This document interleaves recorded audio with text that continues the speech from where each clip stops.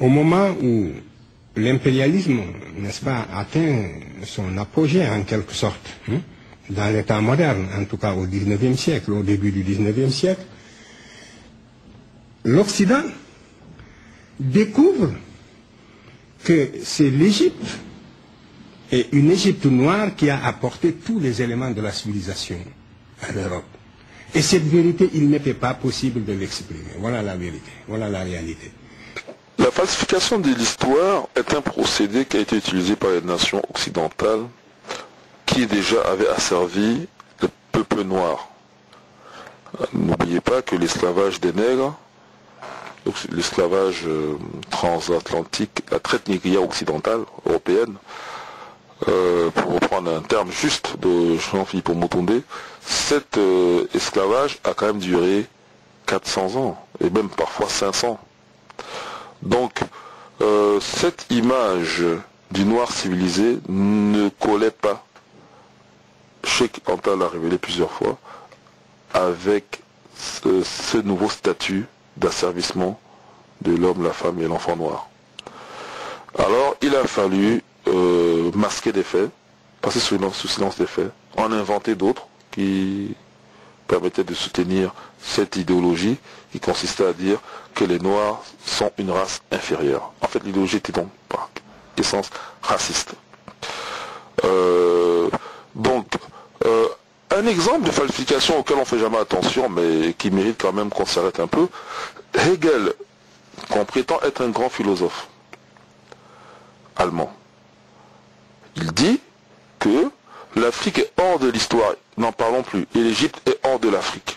L'Égypte doit être mise dans le compte du Proche-Orient. Voilà, depuis ce temps-là, on met l'Égypte avec le Proche-Orient.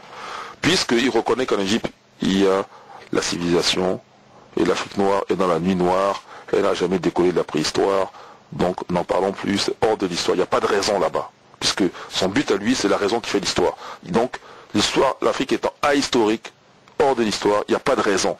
Donc, vous ne pouvez pas dire qu'ils ont inventé le mathématique, ça veut dire qu'ils raisonnent. Il n'y a pas de raison. Donc, c'est mis hors de l'histoire. Pour les besoins de la cause, on a inventé cette escroquerie intellectuelle qu'on appelle le miracle grec. Puisque le miracle n'est pas une notion scientifique. Mais il fallait bien dire miracle grec pour ne pas dire à qui les Grecs étaient redevables des quelques éléments de civilisation qu'ils ont hérités. Je veux dire les Égyptiens d'abord. On peut aussi citer les peuples orientaux, mais les Égyptiens d'abord. L'Égypte a civilisé la Grèce. Il y a un discours de Jean-François Champollion là-dessus, que je pourrais vous lire. En tout cas, il est bon que les gens l'aient en mémoire. Il finit par dire, que faisaient les Grecs alors? Alors quand il dit, je suis là, assis devant des monuments égyptiens qu'ils ont construits avec la plus grande finesse, au moment où les peuples d'Asie, de l'Attique et du Péloponnèse, il parle des Grecs, étaient encore dans la sauvagerie.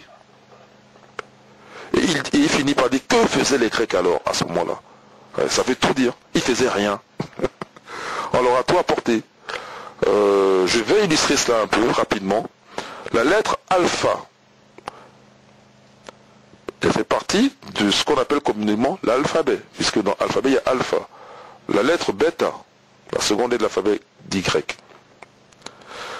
Ces lettres ne sont pas grecques, puisque alpha renvoie au phénicien aleph. Quant à bêta, il renvoie au phénicien bête, et bête on sait, ça veut dire la maison. Gamma, qui est la troisième lettre, renvoie à gamel, qui veut dire le chameau en phénicien. C'est bien la preuve que c'est les Phéniciens qui ont emmené cette écriture aux Grecs. Et l'écriture, les Phéniciens eux-mêmes l'ont acquise des Égyptiens. C'était les courtiers des Égyptiens. Il y avait une relation de parenté entre les Égyptiens et les Phéniciens.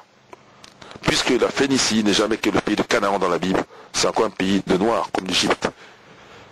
Hein? Canaan, Misraïm, Canaan descendant de Cham.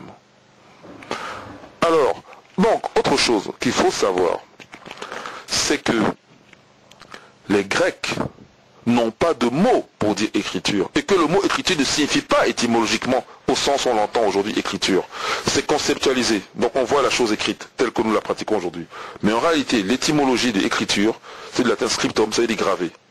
Les Grecs ont glyphein pour dire graver. Les Grecs n'ont pas de mots spécifiques à eux pour dire écriture. Donc ils n'ont pas inventé, c'est encore une trace. Et les Grecs même, les Grecs anciens, ont même été jusqu'à dire les choses phéniciennes pour désigner l'écriture. Donc c'était clair dans le texte. Donc si les gens modernes d'aujourd'hui, les chercheurs qui veulent falsifier, ne reprennent pas sur cette base-là, c'est bien parce qu'ils font de l'idéologie et donc ils falsifient. Puisque dans leur héritage le plus ancien des peuples occidentaux, on doit trouver le discours grec. Que dit le discours grec, ce que je viens de vous dire maintenant? D'accord?